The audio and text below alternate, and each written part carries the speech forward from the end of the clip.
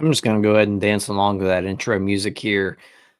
What's going on, beautiful people? It is Sicko Soundoff. I am Tyler. This is the North Shore 9 podcast presented by FanDuel. Tonight, we'll be chatting a little bit about what are we going to do with the pitching rotation here. They obviously have arms. We talked a lot about the depth that they have. We'll get into a little bit of that. Also, we'll get into the Ryan O'Hearn signing. Ryan O'Hearn, I have not gotten to talk at all about him yet because the Pirates determine that they're going to make these types of deals or just any deal in general. They're going to do it during a workday when Ty's not available. So we get DiNardo and Neil on every single emergency podcast ever known to man. But that's okay.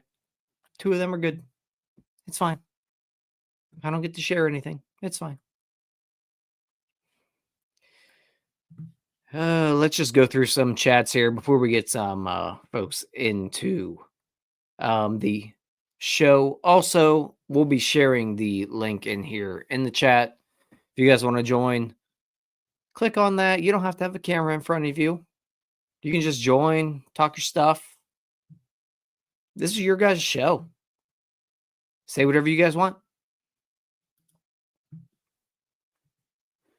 Maddie P thanks me for contributing to our economy. You're welcome, Maddie P, even though I'm not contributing anything. Let's see here. We have Brandon in the chat here. What if they... I'm assuming he means acquired Valdez. I think Valdez is a free agent right now, if I remember correctly. But I think I saw Stilo earlier tweet that he would be interested in the Pirates throwing the money at Valdez. Yeah, and Framber Valdez is a free agent from the Astros. Stilo posted on Twitter earlier that if they don't get Suarez, they don't get Okamoto, maybe dump that money into Valdez. I can understand where he's coming from. I mean, it's a lefty arm. It's a really good lefty arm. It's not going to be it's going to be expensive. Don't get me wrong. And let's be honest. He's one of the best lefties in the game. I'm just not sure I want to dump money into starting pitching right now.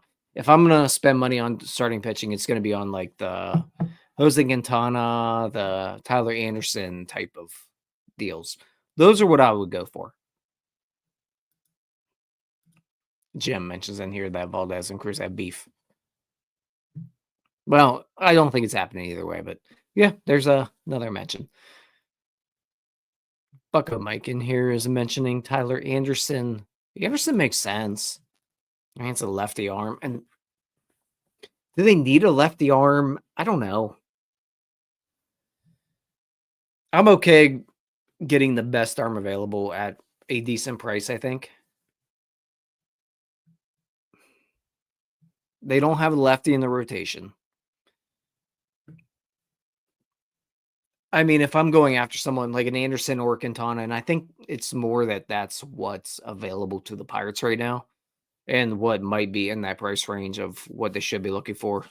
Gregory in the chat here mentions Jordan Montgomery as an option potentially. Yeah, there's a guy as well coming off an injury.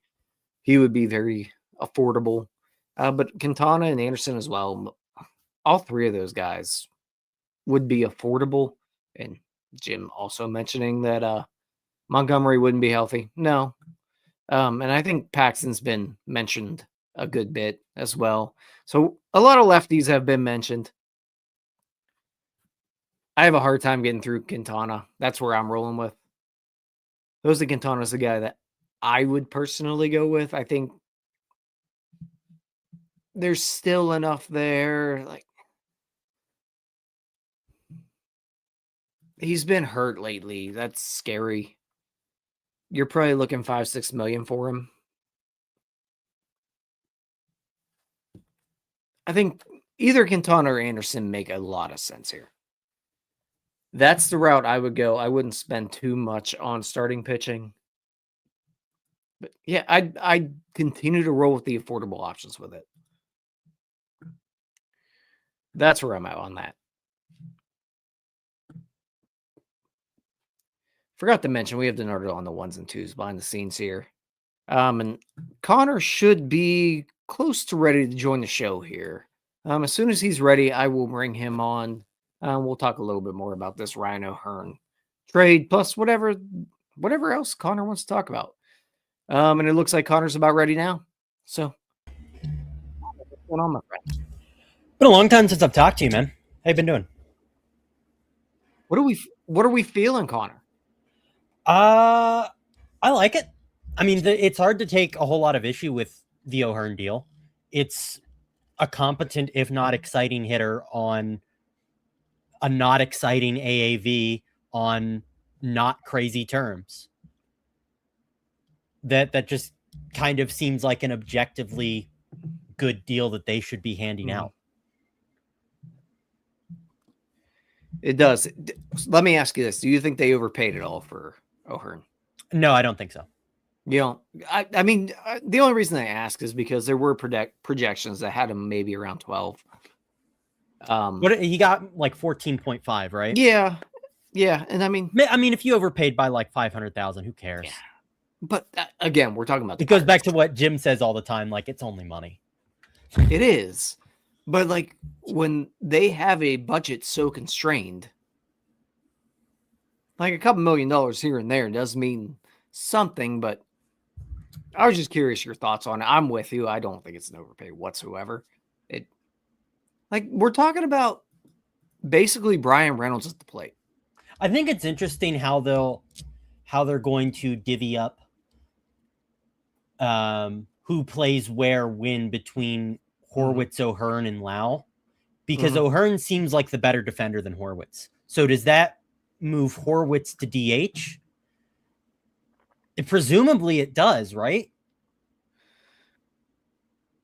So, like, my thought process on it has been that would you rather maybe just move Lowe to DH and let Horwitz take some second base reps? I don't know. Like, honestly, like, this is a lot of the question is I don't know the positional construction of it. Lau's a bad second base defender, but he isn't like truly awful. He's just bad. He's just normal bad. And then you keep moving down the line, though, Connor. Like, you got who's playing short. Like, Connor Griffin, short. If it's not Griffin, it's Triolo for me. And then who's playing third? Yeah. So, like, if Griffin, right at the moment, as it is, if this is the group that they walk into spring training with, it's kind of an issue if Griffin doesn't make the opening day roster. For sure. Because you're looking at like what's the best deployment then there? Is that Nick York, Nick Gonzalez at third base and Triolo at short? Like, is that the best deployment of what you have currently? Yeah, and it's not great. I don't know your thoughts on this, but like I think I'm more comfortable with the situation if Connor Griffin starts opening day at shortstop. And then you just plug Triolo at third, call it a day there. I'm okay with that. If Connor Griffin's not your opening day shortstop, I don't love the situation as it stands right now. Yeah. And a lot can change. I don't either. But I mean, there's the real possibility that he's just not good enough to be in the majors right now. I don't doubt that in the future he's going to be good. But I mean, immediately for like the first couple months of the season, like it's not unreasonable to say the 19-year-old might not be ready to face major league pitching. That's probably an issue we gloss over a good bit. It's my personal opinion that even if he has like a 70 WRC plus, he'll be better than what they had last year by virtue of being an actual shortstop. You know, right? And then we run into the issue, like into the argument of what's best for his development. But. Right? Exactly. But it really feels like their whole off season has been. I don't know. It's hard to tell whether or not this is intentional or if they got O'Hearn because that was just a guy they could get. But it seems like their entire offseason is geared towards, wow, this would really make a whole lot of sense if you got a multi-year solution for third base. Because it would make a whole lot of sense. Because I'm kind of tepid on giving up Burrows for Lowe so you could get those other pieces with control. Because in essence, they overpaid for Lowe to get Mangum and Montgomery. Mm-hmm. And I think that only really makes sense if you're getting O'Hearn and another bat. That starts to be a little iffy for me if you're not going that route. Yeah. I'm all for it if you actually get a third baseman. It ends up actually looking like something you had to do. So I also kind of question, are they just saying screw positions in general, and are we just going to roll with, let me just get some hitters? We have to lose in some facet of this game. We're not going to get the best of everything. Right. Are they just poo-pooing fielding and saying, we got dudes that'll get Ks? Yeah. I don't think they are, but... Well, they were what? I'd assume it's going to go up with the presence of Chandler on the roster, but they were what? 21st in Ks per 9 last year? Like, they're not striking everybody out. They have arms. So I don't think you can just afford to be like, defense doesn't matter at all, which is kind of what scares me with Moncada interest, because that guy's legs are cooked. The range it's gone. Yeah, quickly, we'll have to move on here to our next folks, but quickly, what are your thoughts on Moncada? I think they should stay away. I think I would agree with you. It's the whole thing. There was a lot of sentiment shared. There was some sentiment shared in Pirates Twitter of Lowe is more valuable as a DH than a second baseman. He's not that bad of a defender. Like, the positional adjustment for DH is truly, truly brutal. It might be true of Moncada. You can't be like a negative 13 outs above average, negative 10 DRS defender in less than 600 innings. You're not a third baseman at that point. You're just a DH. That is dangerously close to the DH positional runs adjustment at third base. Now, before I get out of here, I want to ask you a pitching question. Mm-hmm. Yeah. You're really into Quintana, right? I like Quintana a good bit right now. I hate all the lefties available. Yeah. It's not. I think you could make a really good argument that Sean Newcomb was a better option than any of the guys currently out there, which is, I think, why we saw him come off the board before any of those guys did. Like, Quintana, the Ks and the walks have headed in the wrong direction for like 3 straight years. Mm-hmm. That scares me. I don't know if we're trying to make up for not getting a reunion when we should have done it, but I'm staying away from him. The K to walk ratio was like bottom 10 in baseball, minimum 100 innings pitched, and the other 10 guys weren't good. Mm-hmm. Yeah, so I think the thing that kind of has me holding on is that the velocity really didn't dip this year in 2025 compared to 2024, where he was a good bit better. I'm also just kind of buying into Bill Murphy a little bit. And we're not asking Quintana to be outstanding. Like, the Tyler Anderson 20 something year it was, 2021, that would be okay. Give me a 4.5 ERA. I'm good with that. If that's what you get out of Quintana. I do worry a little bit about how many innings he's going to give you, just, being 37. I know he's coming off back. I'm perfectly okay with it if it's like 3 days before pitchers and catchers report, they've got their third baseman and they just throw him like $3 million at Quintana. I'm fine with that. It's just, I'm kind of not okay with it right now. That it scares me. It does. And like Anderson, Connor, what other option would you like? I don't know. It's rough, man. That's the thing. I don't like anything. I would stay away from any of the lefties that are available. I don't really like any of them. I would maybe check around on Zach Eflin. I don't want him. I know, like, that's where I'm out. My kind of crap posty, like, I meme about it a lot, but I think Verlander might legitimately be like the most appealing 1-year option on the market right now. Yeah. That slider is still very sexy. It's still like 125 stuff plus on the slider. Yeah. Somehow at 42.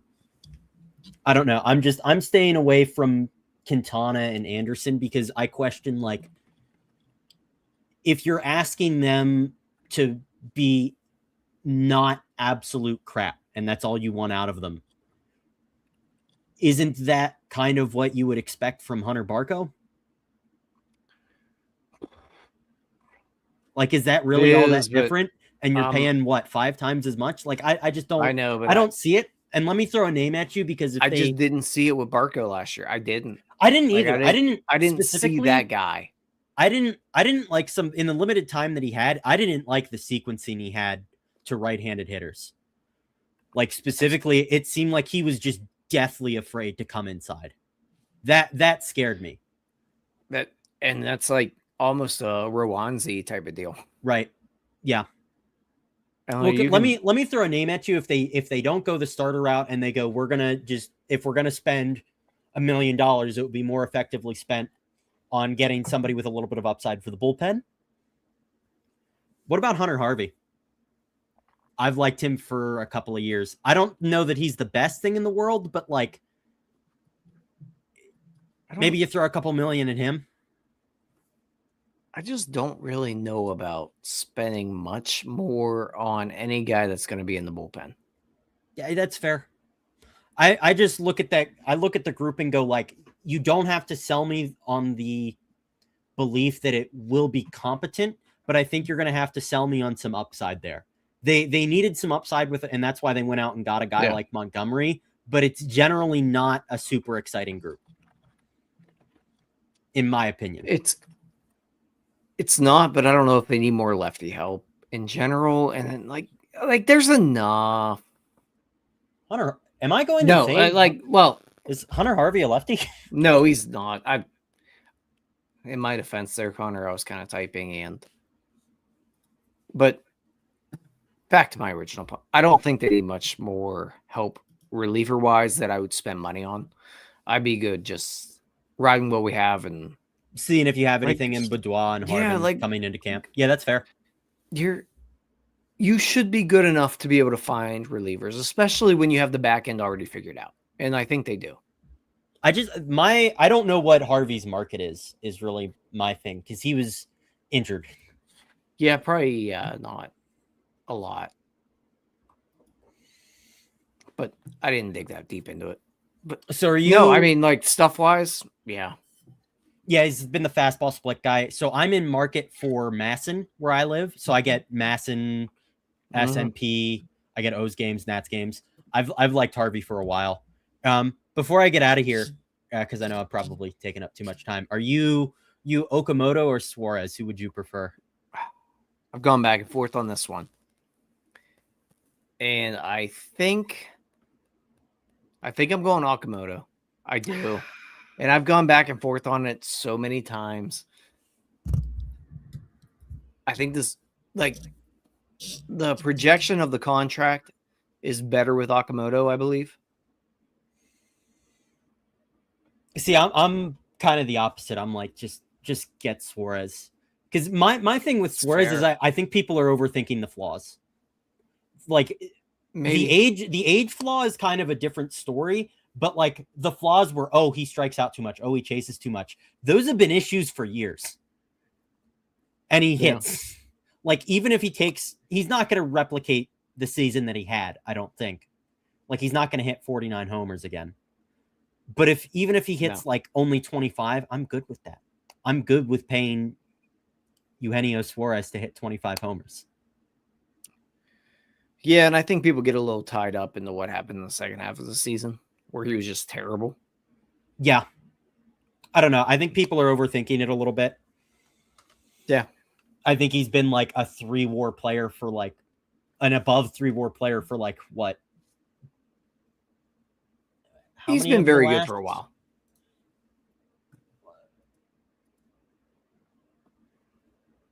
One, 2, 3, 4, 5, 6, 7, 8, 9.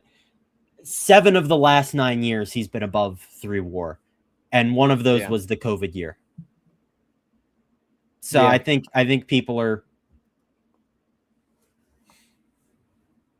overthinking it a little bit. If they get either of them, I'm not going to be mad.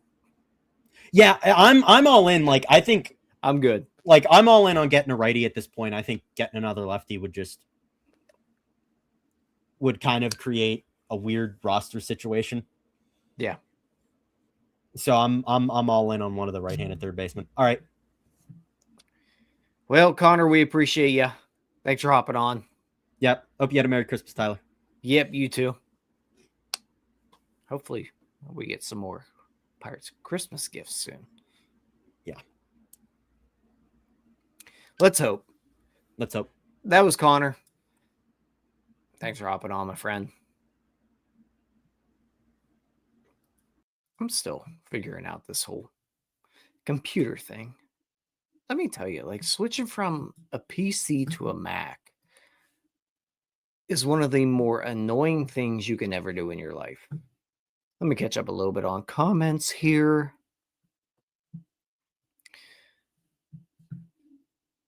Let's see here. People do not like O'Neal Cruz. O'Neal Cruz is going to be a Pirate until God only knows, until he basically can't be a Pirate anymore.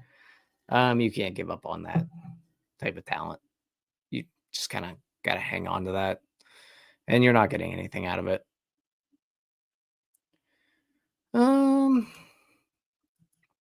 Miles mentions in here that Suarez makes the roster too messy to manage. I mean, the roster's a little bit messy right now. Like, if you look at the right side of the infield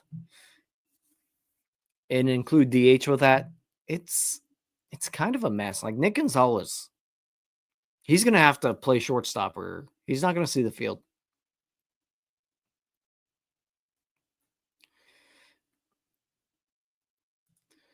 Question in here, is Connor Griffin going to make opening day? I don't think so. I don't.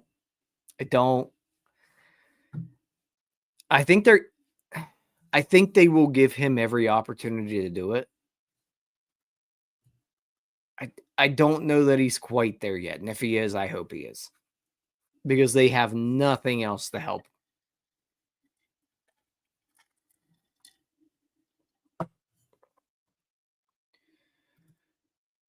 Oh, what else do we have here? Nick Gonzalez needs to have a good year. That Nick in here, he needs to have a very good year. But also, he's going to be a bench bat, I think, this year. He might start at short, which could be a little bit ugly. On the bench, though, like Nick Gonzalez would, I think, be an okay piece. He can play short. I feel like if you really needed, in a pinch, you could probably throw him at first. Like, he can play third. The outfield's a different story, but I mean, he can. If you get a 95 WRC plus type of guy that can play the middle of the infield, that's a solid bench bat. Like, for the price they're paying for Nick Gonzalez, that's better off the bench than anything they've had in the last 7 years.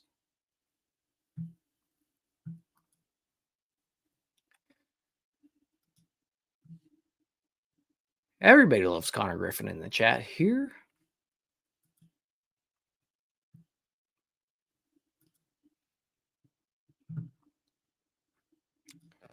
Well, let me see. I was going to bring DiNardo on screen here, but he doesn't have his camera on. It's got to be a lame-o. Again, make sure we hit the link here that's being shared. You can join me. You don't have to have your camera on. You can chat.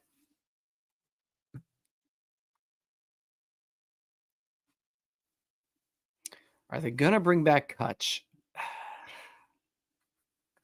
Question from Instagram. I wouldn't. I don't think I would at this point. I don't see a use for him. I don't. I just talked about the clog they have over there on the right side of the infield. And also include the outfield with it. Yeah, Reynolds and right. Horwitz at first. Allow it second.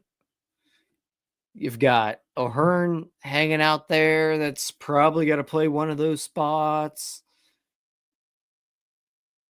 Like, can Horwitz learn an outfield spot? I don't know if I want him to. Like, moving to the outfield might take a little bit away from just hitting wise. I don't think I make that move.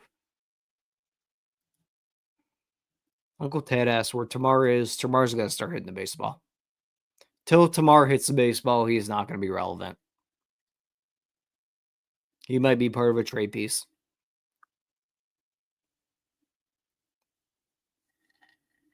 Again, make sure we click on the link there if we want to join here and share our thoughts.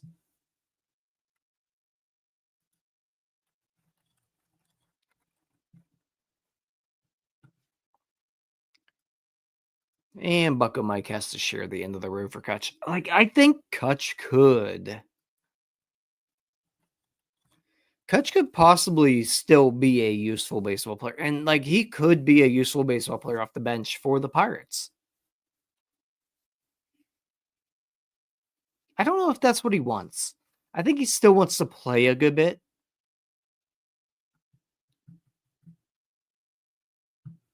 If that's the case, for what he can do, I don't know if the Pirates are the best situation for him. And Gregory in the chat here says he's 26 man. But, like, problem is that 26 man turns into your, like, first man off the bench really quick.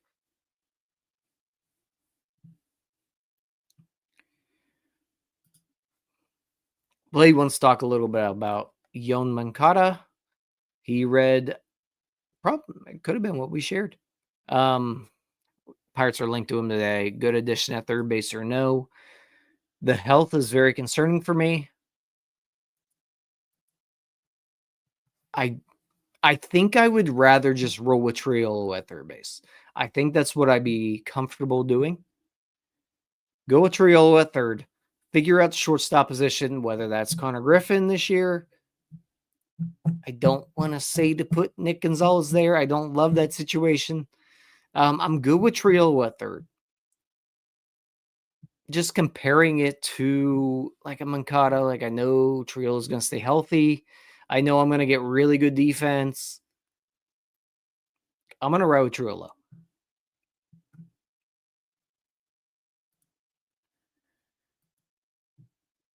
Let's see.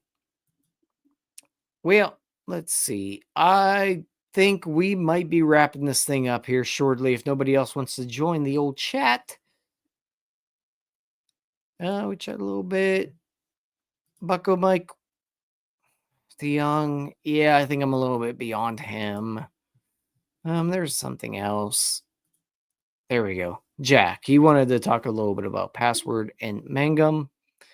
As a platoon, he says it's exciting. I can't get there. I'm not excited about that. I'd be okay if that. I think they need one more piece for me to be okay with that. I think I need one more piece to allow left field to turn into a Password and Mangum platoon there. I need either a third baseman or a shortstop. One or the other has to happen. If that happens, okay, I can live with that. If that doesn't happen, I'm out. I'm out. Hard out. Little Beer wants to know if Florentino pops or pops off. Could we see him in September if they make a playoff push? I don't particularly see so. And actually, we have another person joining here. I think he might be Ubering around. Let me just bring him on here. What's up, Ty, my guy. What's going on, my friend?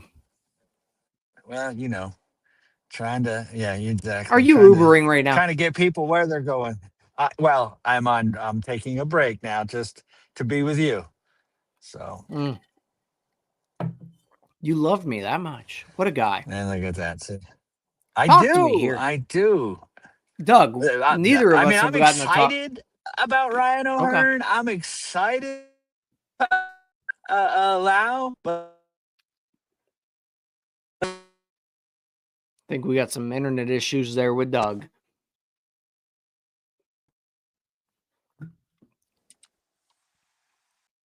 Let me kick Doug here for a second till we can figure out the internet issue. He's probably close to an airport. He probably just had a drop off. I think he was going to say he's excited about Lowe and he's excited about O'Hearn. You never know where Doug's going after that. That's the problem. I can't really guess.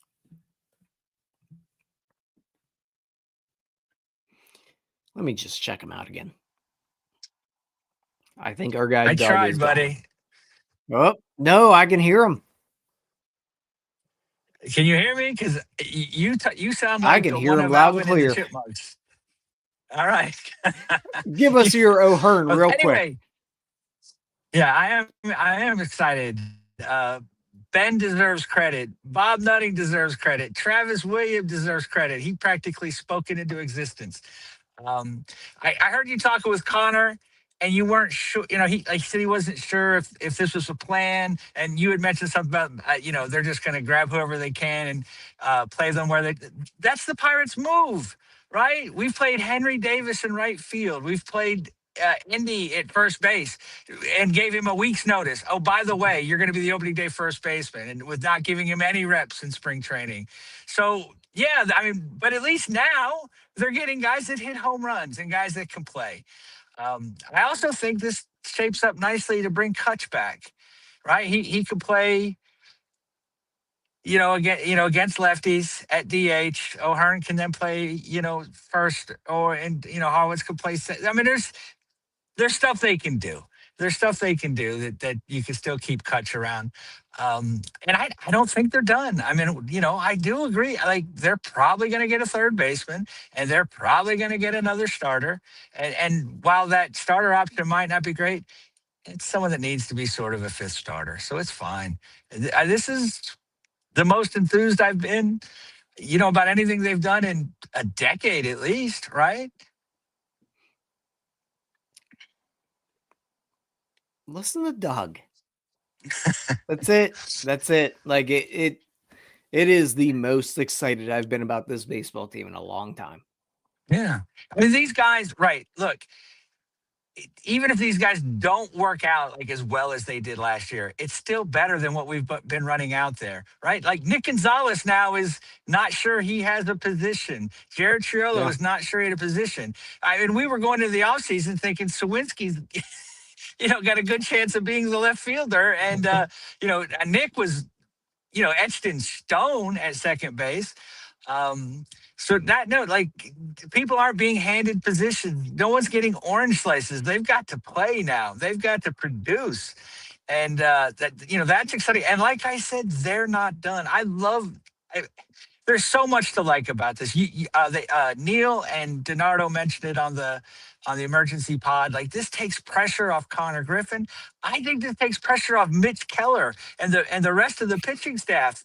Mitch Keller has spent his whole time here thinking, if I give up a run, there's a good chance I'm going to lose this game, right? The magic number here is 4. Are we close to 4 runs a game? Feels like it to me. Feels like we're close to 4 runs a game. That makes Paul Skeens a 20-game winner. I know nobody cares about wins anymore, but I'd like to see Paul Skeens notch, 20 wins. That'd be fun. It would be fun, Doug. Yeah. It would fun. be We're so talking fun. about having fun. Tyler, when was the last time we talked about having fun? I'm not there yet. I'm waiting. I mean, as constructed, as I said, I think this team's an 83 to 85 win team. I still think there are a lot of holes here. There are a lot of problems. There are so many problems. However, if just maybe like 1 or 2 things go right, that turns into 90 real quick. This is now where you're like, wow, if Reynolds bounces back, if Henry takes a small step forward, right? If you get one breakout, it could be Connor. If you have more of the later year Triolo. Yeah, exactly. If you can get August September Triolo, it's you can start squinting. You can start squinting and maybe see. I mean, I feel like they Hold might on, be a Doug. third Time place out. Time team out. right Time now. out. Doug, hold on. When you squint, when you say that, what do you see? I see a third place team right now. I don't think No, they've but like when you squint and you're really like a little bit hopeful, what are you looking at there? well, when I squint, Uh-huh. I see the O'Neill Cruz breakout. Yeah. And I don't mean the 40-40. I just mean, Uh-huh. 30-30, right? I see Uh-huh. Brian Reynolds not having an expectant wife, Brian Reynolds, right? I see Henry not being so impossibly bad as he was, that maybe he's a 220 hitter, right? Just a 220 hitter Mm-hmm. that hits 12 home runs, right? I, Mm-hmm. I see Endy carving out some sort of role on this team and being a productive hitter. When I squint, it's not clear. I've got to Uh-huh. wipe, some stuff, it's a little foggy. It's a little foggy. But again, I'm hopeful. It certainly wasn't hopeful going. If everything would have went right with last year's roster, we would have won 82 games or something, right? Mm-hmm. If everything went right. If everything goes right with this roster, we're in it to the end. I mean, maybe not for to win the division or but I mean, we'll be within hailing distance, of Mm-hmm. that last wild card spot. And I just want to see Paul Skeens pitch in the playoffs. I think he can win. He can win around single handedly. So it's and Yeah. again, none of us think they're done, right? We all think they're going to get a third baseman. I don't want it to be Yohan Makata, but what if they get one? Suarez. What if they get Okamoto? I mean, what if they Right. really go big time and get Alec Bregman? What if they really shock us all? So yeah, when I squint here, and you know what? Just looking at them as currently constructed, and then like I think maybe we add one more piece here, one more hitter, and then I jump ahead, and it's 88 games into them, or they win 88 games, and they're hanging around, and then I see Paul Skeens in the postseason. Then I see a Bubba Chandler really grow into his own. Then I see Mitch Keller just be that freaking workhorse. And then you run it back with Paul Skeens doing a Yamamoto impersonation. And then all of a sudden, I see the Pirates playing late October. Yeah, I like yeah, squinting. I I see like it. squinting. I Squinting's can fun. see I it. see I it. can see Yeah, it, Doug. I can see it right. right now. You can see it for the first time, right? I mean, since the inception of this venerable, organization, this long-standing podcast, this is the first time, right, since 2016 that we're like, oh my, again. We have PTSD, Pirates traumatic stress syndrome, but that we don't expect these things. But now, again, I just adding to this lineup, like, does doing O'Neill Cruz and Brian Reynolds, just play a little more freely because they don't single handedly feel like they have to win a game, right? Does it take some of the pressure off some of these guys? But do you put? I know from the comments people aren't real happy with O'Neill, but if you put him between Lowe and O'Hearn, right, and you can't pitch around him like you've been able to do for the past 3 seasons, and Brian Reynolds is in his number 2 spot with three guys in a row behind him that can hit, and then a third baseman possibly. Yeah. So it's hard not to be excited. It's hard not to be excited, and when you have better players, you get better luck, you get better breaks, things go your way. Again, they can play free and easy. There's not this. I have to hit a 6-run home run in every at bat, or we don't stand a chance. I have to throw a shutout, or we're going to lose. Right now, like, not that Paul Skeens can get any better, but if he feels just a little more confident, a little more free, I mean, who knows what he's capable of? I mean, so yeah, I'm excited. I'm excited. I want to say hats off. Big talk coming into this offseason. And they, last year was the time to win as well, and they did nothing. Adam Frazier, Tommy Pham, right? This year, you went and got 2 All-Stars, not All-Stars from 21, All-Stars in 2025, guys that are current All-Star type players, and I don't know if I don't think they need to worry about their exit velocities much, but their launch angle, right? Like, let's get it up over, because sadly Roberto Clemente didn't wear 5, and you got to get that ball up there a little bit. But You sure do. I'm on board, baby. Love it, Doug. Thank you for hopping on here. My we're going to move on here to Nathan. You get back to work. All right, Nate. Yep. Time to move the people. All right, buddy. I'll see you soon. Appreciate you, Doug. All right. See you bye. soon. See ya. All right, that was our guy, Dougie Fresh. Dougie is the man.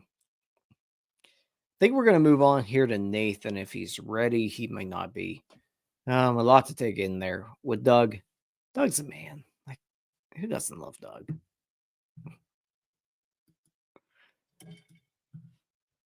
What do we got here, Nathan? I think he's working through some stuff. I'm telling you, though, like, if I squint hard enough,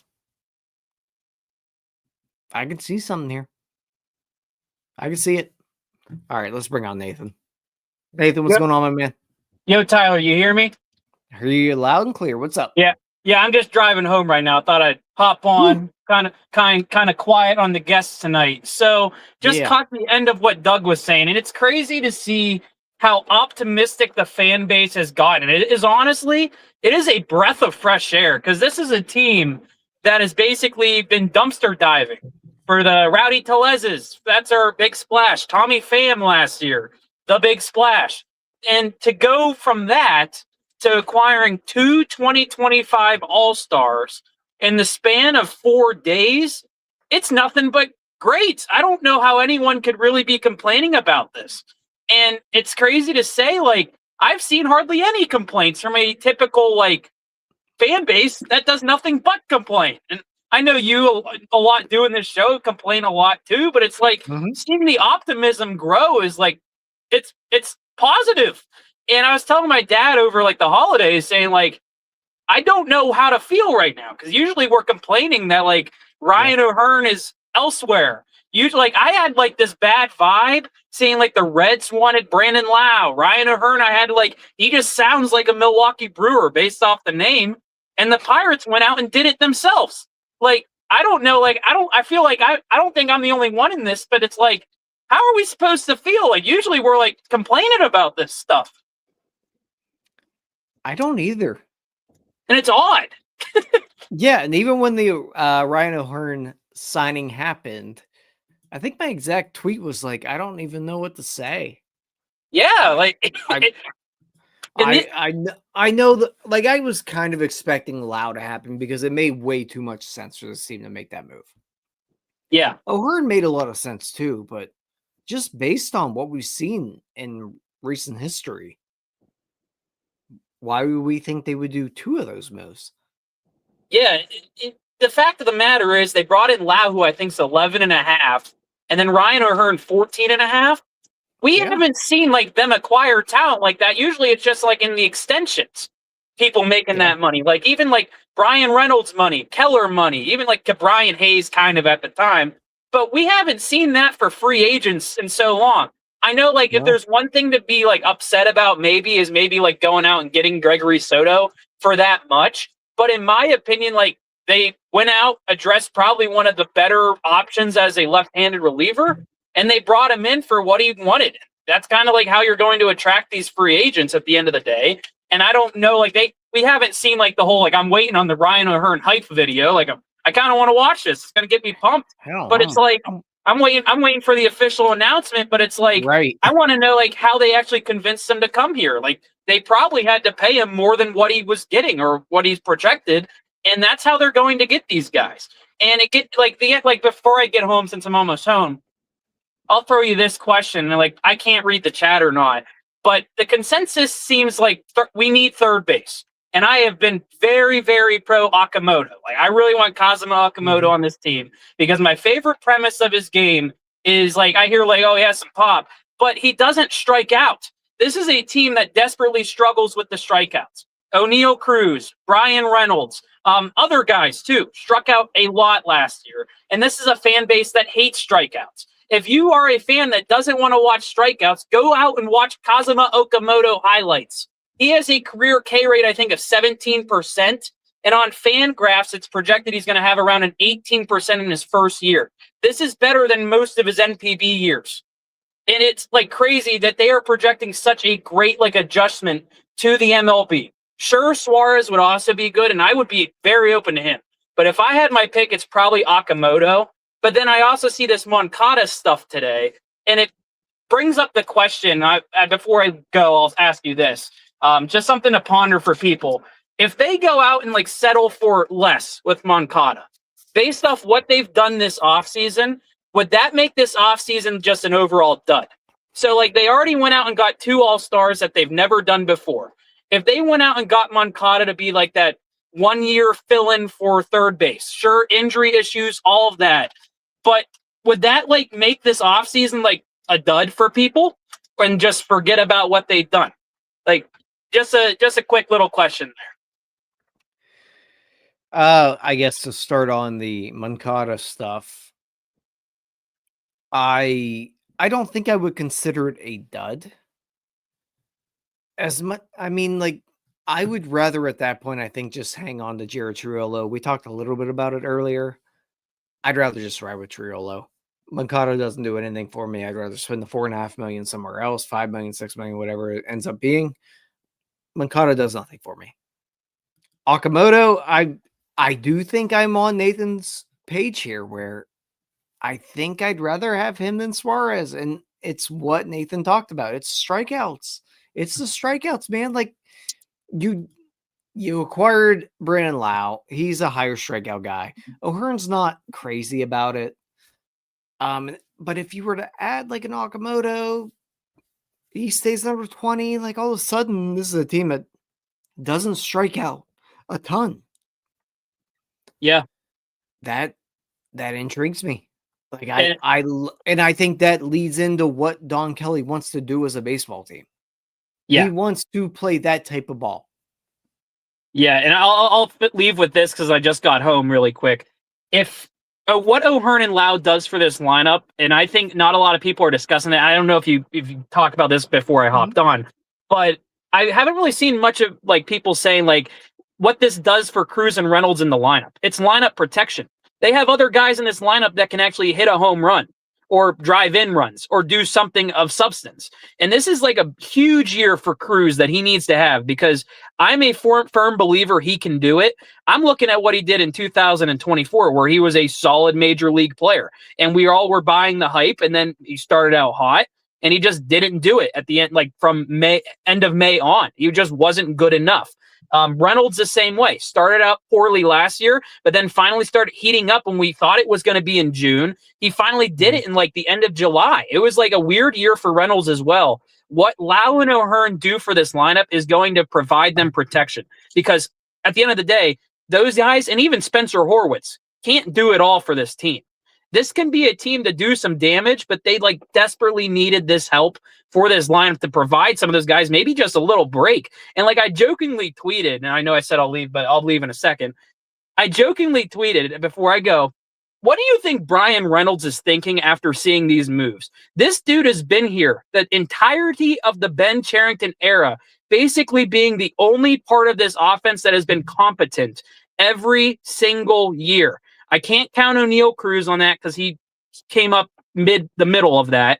And Brian, like Touch came back through the middle of that as well. But Brian Reynolds has been here since the Huntington days when he got traded here. What do you think? Like knowing him, he's like probably the basic answer. He's like, oh, this is great. But it's like, I wonder like seriously what he's thinking right now. Like seeing like all-stars. Like he is one of the only all-star hitters. I think he is the only all-star hitter currently on this team, minus Kutch if he comes back in his career. Like, what do we think Reynolds is like thinking? Like, do you think he's hyped? Like, he's like, oh my gosh, I actually have help.